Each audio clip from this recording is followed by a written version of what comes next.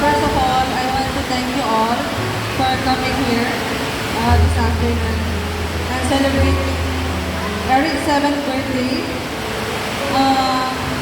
I would like to take this opportunity as well to thank Reyes family, especially Nanay and Tatay, for taking care of Eric, for guiding.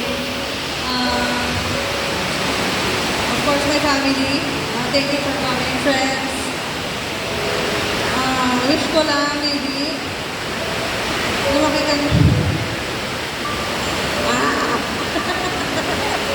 Kaya mo yan. Actually, 1-year-old pa lang si City.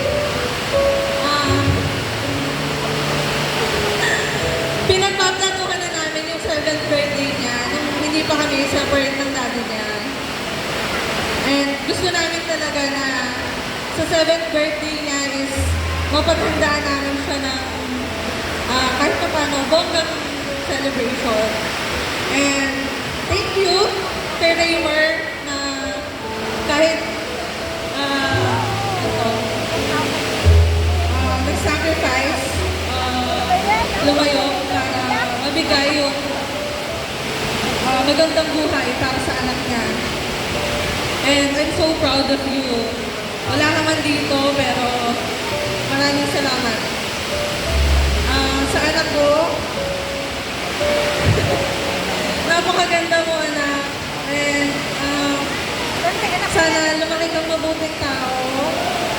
I'm so grateful na lumalaki kang mabuting bata, talino, maganda, and sumusunod ka naman. Sumusunod ka naman, di ba? Di ba po? Thank you, baby, kasi kahit wala kami ni Daddy sa tabi mo, nag-aaral ka ng mabuti, hindi mo pinapabayaan yung studies mo, and nakikinig ka kila nanay, tatay. Yun lang.